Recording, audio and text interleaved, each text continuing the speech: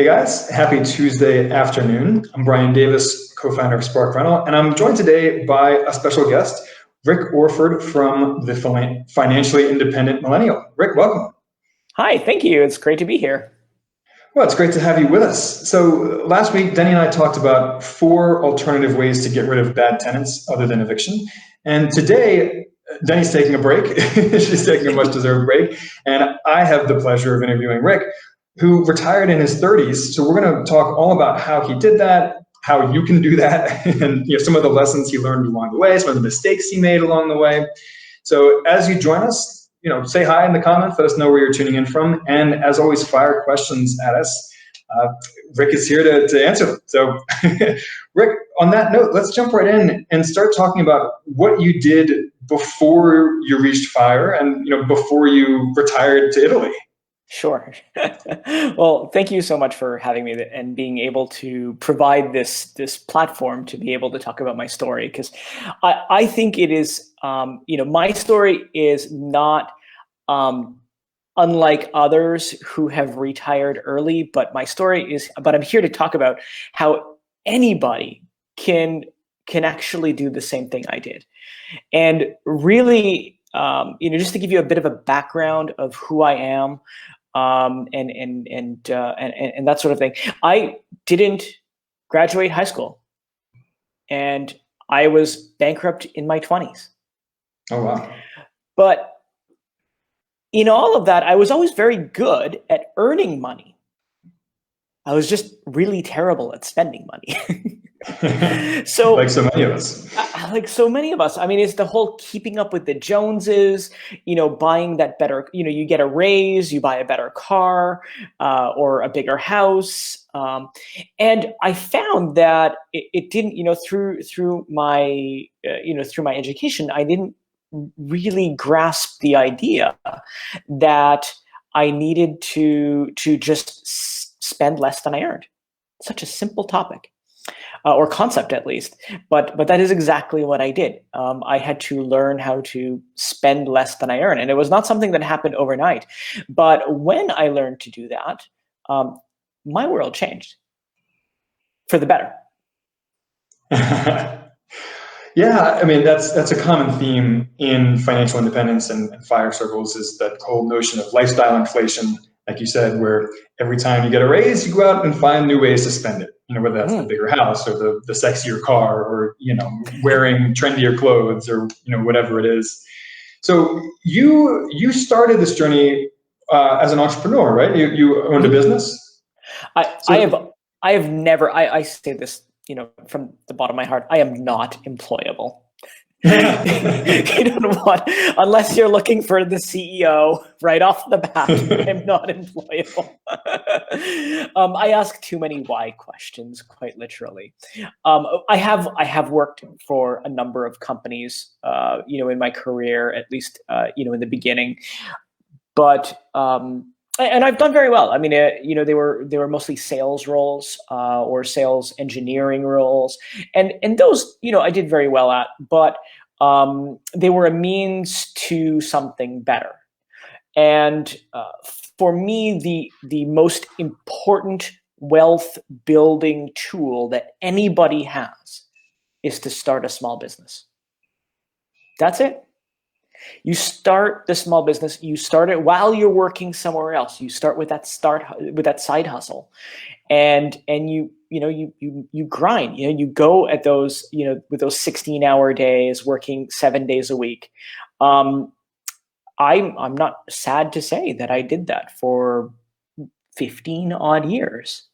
But it was only the last 5 that actually made much difference. The last 5 years was when I realized that investing in myself and reinvesting in myself, that's where things would really start to roll. I'll tell you the story. When in my first real business, I started. By the way, hi George and hi Tara. Nice to have you, and Christina. By the way, I see you guys are all coming in.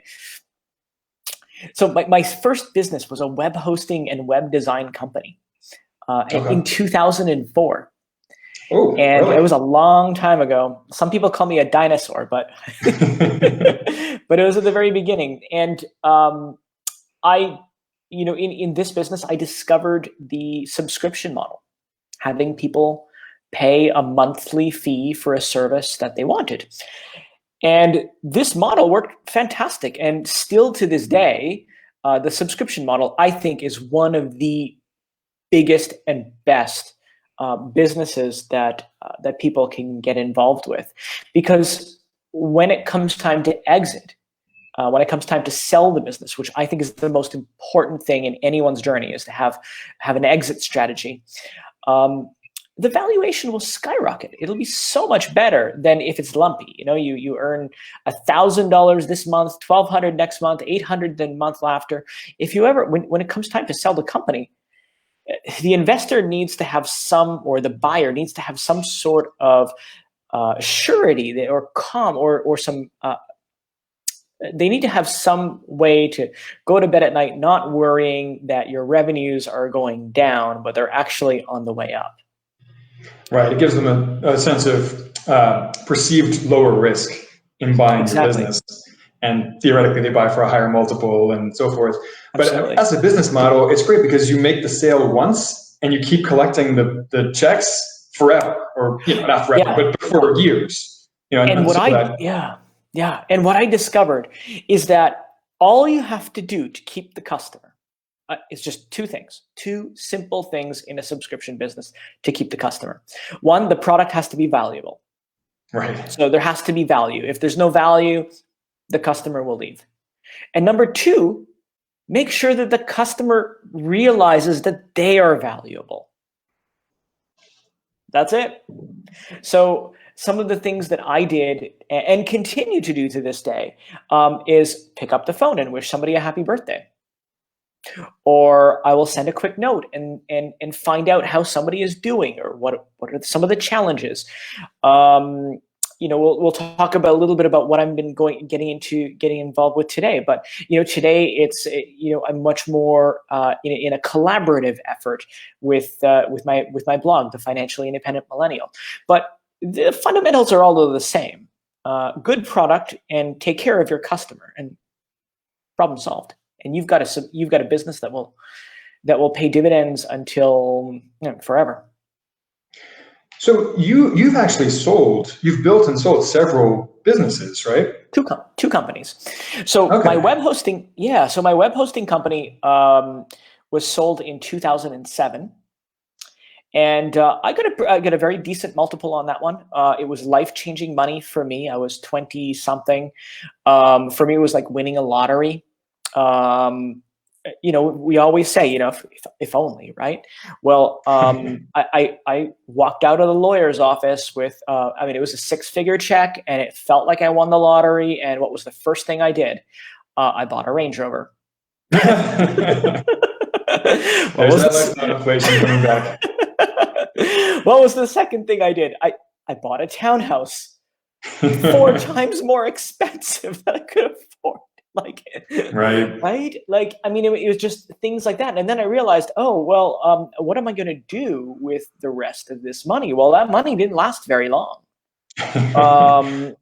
And in fact, it was not 6 months before I realized that, I have a lot of steam left, a lot of energy left in the batteries. And I need to either find a job or do this again. So I did it again. I started a telephone company with my husband, which we met on the job at the web hosting company, and we already worked well together. We thought, let's do something else. So we started a telephone business. It was voice over IP, and this was in 2007. Again, also early for that business. Very early, absolutely. And that business, we used the very same approach. Was take care of your customers and build a subscription model. However, to get there, what we had to do was the first year we had to give away our service. It was the only way, because voice over IP in 2007 was very early. was very choppy. It was almost a 4-letter word. A lot of people just didn't even like the idea of VoIP. They would go, "Oh, you're VoIP." And like it was like something bad. And I'm like, yeah, well, actually, yeah, we are, because we can do this and this and this and this and this. And I get excited about it. And they're like, yeah, but it's VoIP. All right. So I was able to convince people to give them phones, like IP phones. It's a telephone with an Ethernet cable. That's all. I mean, we see them all the time today in stores, businesses, offices. But in 2007, they were still operating on, for the most part, these old PBX systems that were very expensive, and nobody really knew how to use them. So our company solved the question on how does a business expand? How does a new company acquire a phone system inexpensively? And how do we reduce costs?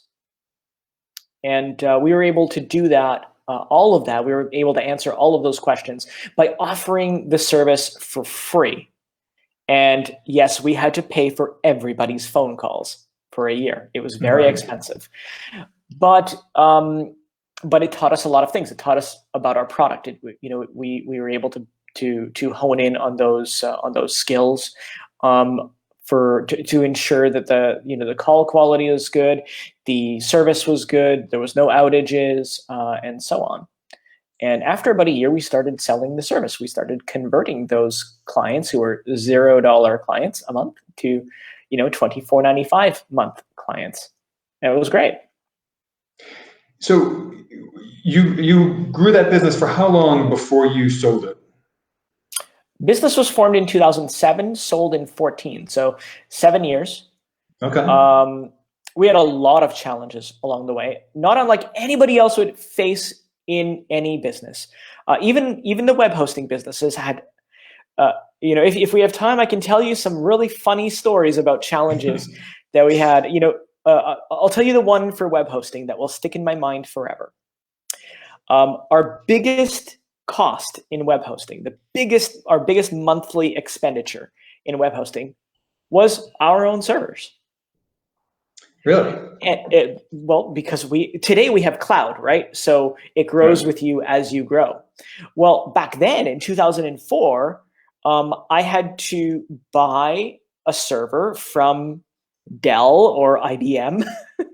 Have it set in your basement or something? That's how we started. It started with one of those, but I soon went to a sort of a cloud company. It was a company that rented servers, and so you would pay a monthly fee, like $300 a month or whatever, for the server. And as you grew, you would just continue to go on. And Trent, by the way, I see your question. I'm going to answer that in just a minute, so stay tuned. So when I started with these servers, I realized that over time, as the business grew, our bill grew, and we were spending about $25,000 a month on servers, and this was going on my credit card every single month. Now, this was fine because it was growing with our business, right? So, every time we had a client paying for web hosting, well, it would just incrementally increase. So the $25,000 a month hosting bill wasn't actually a problem because every month we got more money. The problem was that our hosting company decided to no longer take credit cards. Oh. And they wanted a funny wire transfer, but we weren't able to do that with our bank because I'm Canadian and our hosting company was in the US, and we were not able to get the funds over the border in an efficient way. Well, today it's not an issue. So anyway, it was a big challenge because we ended up almost defaulting on our web hosting bill because our hosting company didn't give us any notice. They just said, yeah, we don't take your credit card anymore. The fees are too high. I'm like, well, why don't you just charge me 3 or 4% more, recover your fee? No, that's it. It's a corporate decision. We're a public company. You don't get to decide anything. Crazy. So, The second, the challenge, the second big challenge that I had in the telephone company was fraud. Today, we are always worried about our infrastructure getting hacked. So usernames and passwords, Facebook, their database, everybody's databases gets hacked today. But, 10 years ago, this was a big deal. So fraud, telephone fraud was actually a big deal for us. So that's something that we had to keep a very close eye on. And I would call it my university education in telephony, because my education was focused around preventing fraud. That was, and my cost of education was the lost phone calls over 5 or 6 year period. Now, to answer Trent's question about how did I find the money to pay for a year's worth of phone calls? Well, actually, after I sold my first company, I did have a little bit of money left over, and that was the money that we used to seed fund. Capital. Exactly. Gotcha. If we didn't have any money, we probably would have figured out another way to do it. Maybe we would have, taken out a loan or something like that. The US has got a lot of, and Canada has got a lot of opportunities for people to take out loans for small businesses. And I would say that ought to be the second to last option that somebody would take. And the last option that I would ever say would be to sell equity in your business when it's too early. Right. That's the second. That would be the last way I would ever generate funds, would be from getting outside investors, especially when you're too early, because when you're too early, your valuation is going to be nil, and 30% or 50% of nil is not much. So you end up giving away your company for nothing, or very, very little. So I would never recommend that. So Rick, tell us about the transition to FIRE and your post-FIRE lifestyle after you retired. Sure. So as you all know, I sold my first business. It was a big deal because it was like winning a lottery. But then 6 months later, had to start over again. Well, it didn't actually hit me until my third year-ish in the telephone business. It hit me that, I kept increasing my salary, but I was never getting ahead. It was great because I was the one doing I was in the payroll system, and, when I needed more money, I just increased my salary. but it was wonderful, but it didn't, but there was, it was either that or I hired more people, like as in reinvest in the business. So the reason I'm saying this is because my transition to FIRE was only about learning how to spend less than I earned. And in my third year or so of my second business, I started learning. And the very first thing that I did was I started giving myself an allowance. I wrote myself a check. I had a second bank account opened just for my fun money. That was it. Today, I talk about wants and needs. Back then, I called it fun money, but it's actually just, wants, restaurants, subscriptions, Right. Things like that. And at that point, I started with a number that I thought would be fine. I don't exactly remember what it was, but whatever the number was, it doesn't matter. What matters is that I ran out of money after about a week. I remember that. So I had to figure out a way to make my fun money last an entire month. And so that's when I started looking at ways that I could cut my budget. Because when it comes to finance of any sort, whether it's business finance or personal finance, you have two levers. You can either pull back on expenses or you can increase your income. But you cannot continually do both, or you cannot infinitely do either.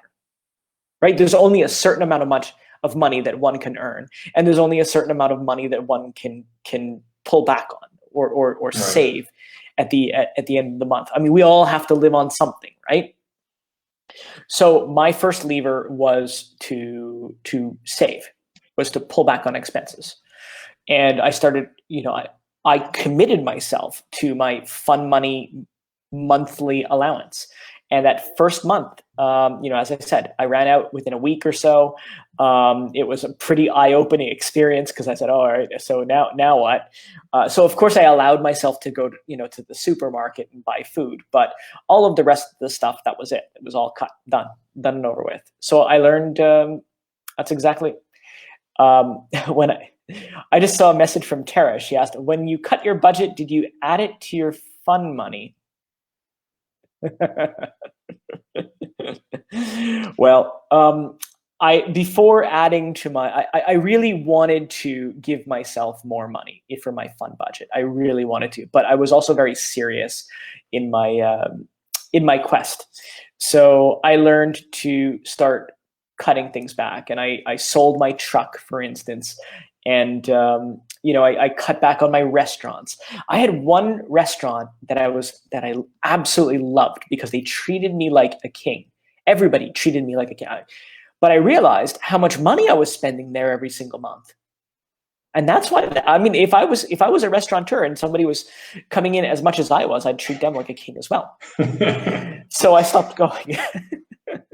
So those two things for me were the biggest, cutting out restaurants. I'm not talking about the $5 lattes in my case. For me, it was the restaurants, like the eating out. In particular, the dinners. For me, I would eat out a lot for lunch and dinner. But for me, the dinners were always the most expensive because, there was always, an entree, but there was always a bottle of wine. Of course. And why not, right? Who doesn't love wine? But restaurants, when they pass you, a giant book with all of these wines, I perceived that a more expensive wine was a better wine.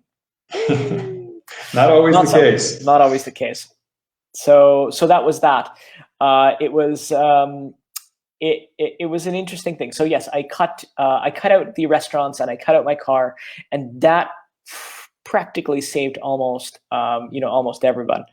And George, yes, that is a map of Italy, and I moved here 2 years ago because, to be with family, and I have the opportunity now to be able to do this.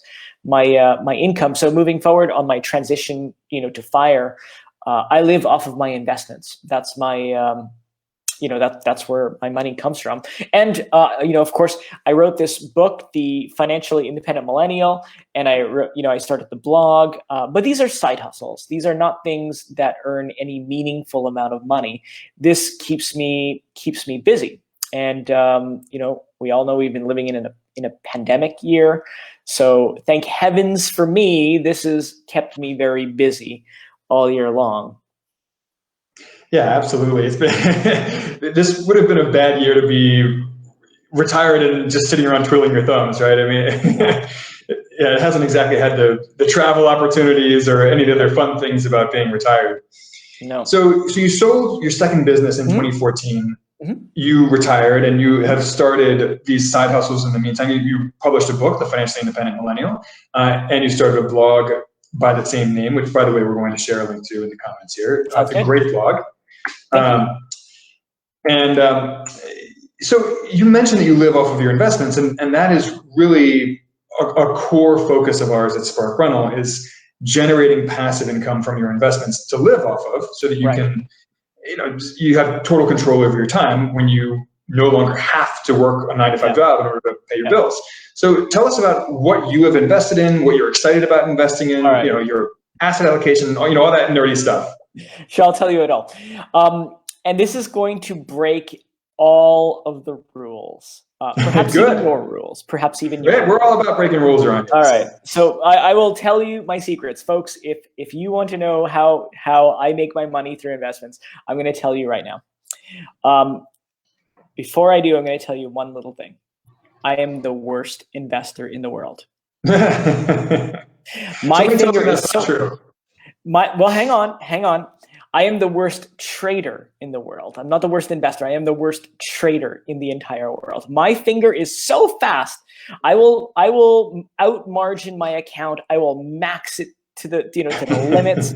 I will buy and sell in seconds. I am not good for investing. Tell me. So here's what I do. This is the secret. I have a financial advisor. I have an investment professional who manages my money for me.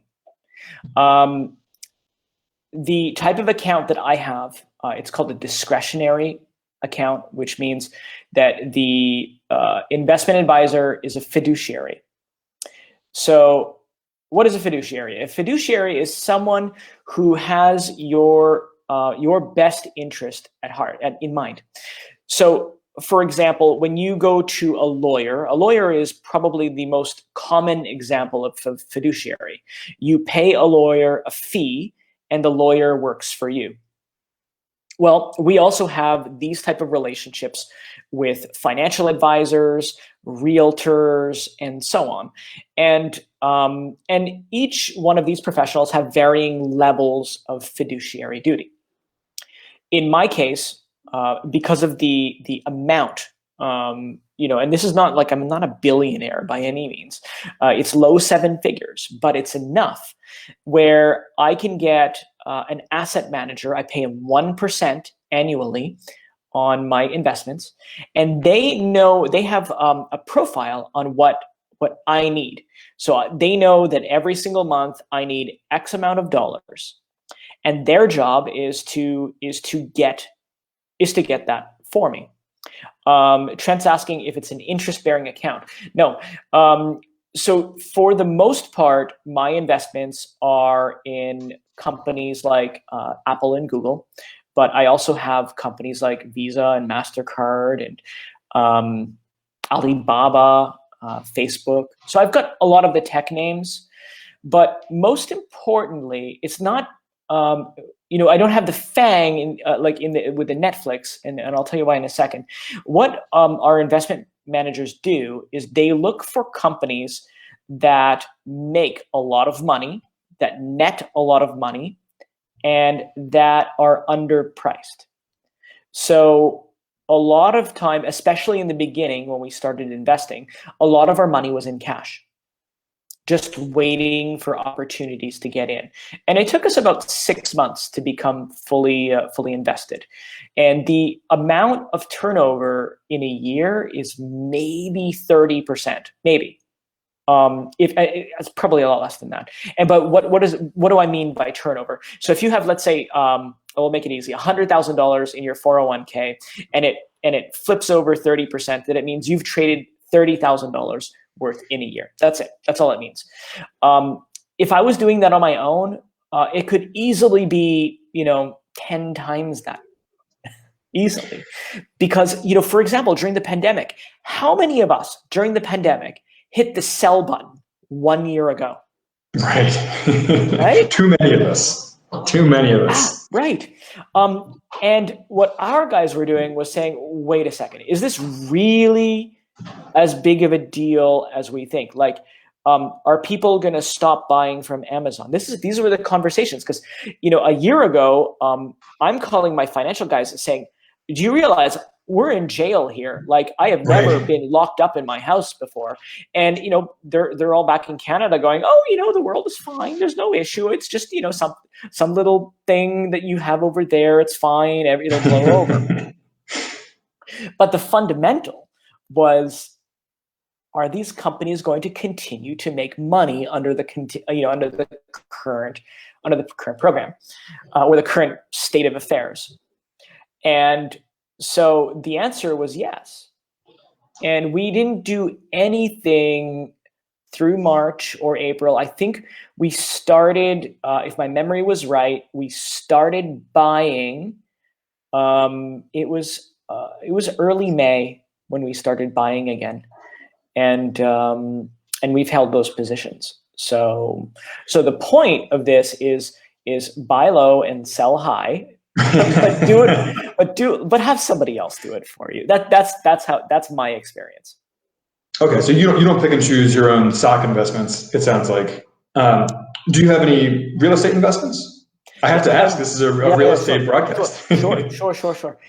So in terms of my stocks, I do have my own little pot. but we're talking about 5% sort of allocation. I mean, it's Okay. literally, it's a very small amount. In terms of real estate, now real estate is very interesting. I have been, or was a landlord for 20 odd years. And I was a landlord up until I moved to Italy. And so I ended up with a fourplex. I always say that the number one millionaire printing machine in real estate is a fourplex. And the reason for that is because you can get residential financing. You don't have to worry about the commercial, issues.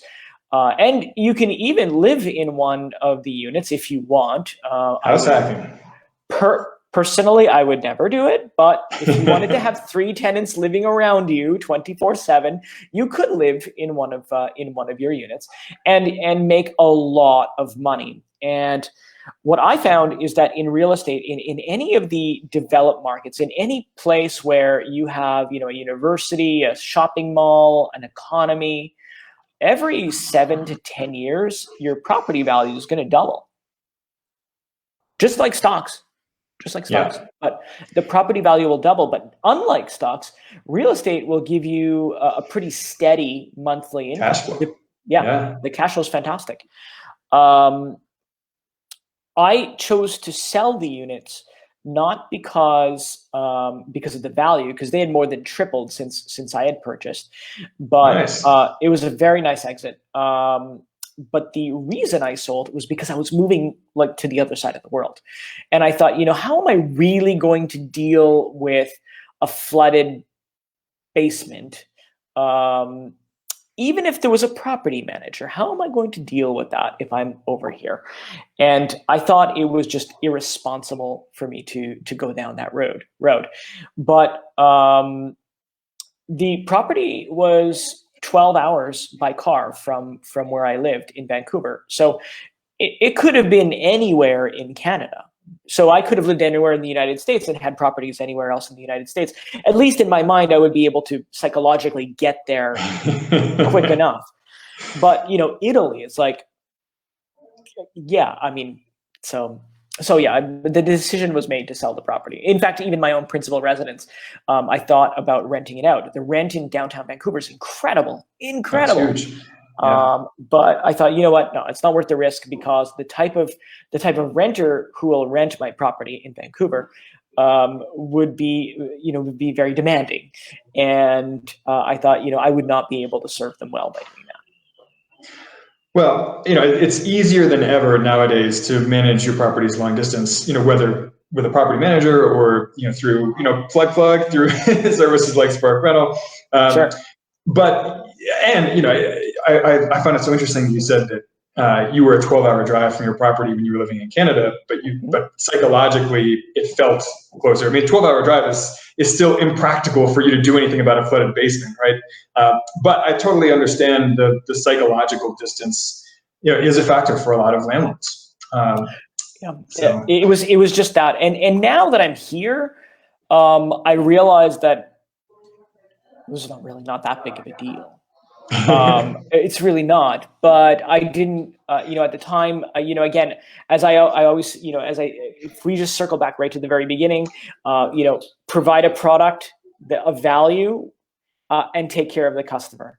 Right. Well, I did not believe that by moving here, I would be able to sell to be able to take care of that customer or that renter. I understand. Well, Rick, we're running out of time, but I want to ask you one last question before we wrap up, and that's, if you had to offer your top 3 tips or rules for success for anyone looking to retire young or just reach financial independence at a young age, or quickly rather, what would those top 3 tips or rules for success be? All right. So number 1, it's not timing the market, it's time in the market. And it doesn't matter what investment we're talking about. It's about how long you own it. So if you're thinking about a rental property, go out and do it.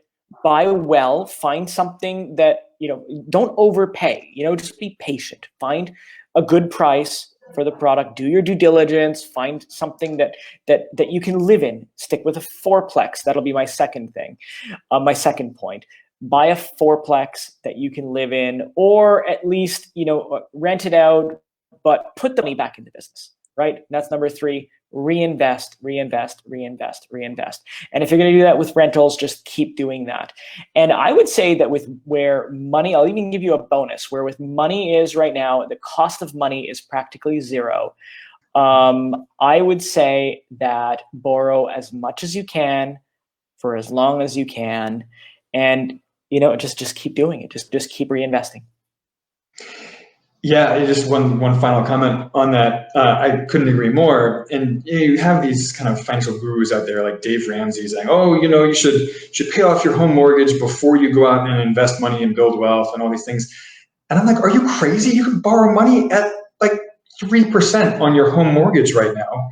And if you can invest the money in the stock market or in real estate for an average return of 10%, I would do that all day long. Borrow at 3% and invest at 10%. I mean, that's a no-brainer. You do that. I'm going to tell you something. I'm not to make you jealous, but I'm going to leave you with this. We just bought a new condo, and we financed it with an 80% mortgage for 30 years at, get this, 0.5%. Well, maybe you can do that in Italy. I don't know if you can do that in the U.S. No. But here they give the money away. I mean, in fact, in some countries they even pay you to take a mortgage. But that's another show. Well, guys, Rick Orford is the author of The Financially Independent Millennial and the founder of the blog and website, thefinanciallyindependentmillennial.com. Please check out his website. We linked to it in the comments here, and we will link to it in the show notes on the podcast as well. So, Rick, thank you so much for joining us today. This was so much fun, and we look forward to having you back soon. You're very welcome. This is a lot of fun. Take care, guys. All right. Have a great afternoon, everyone. We'll see you next week at 2:00 Eastern. Bye now.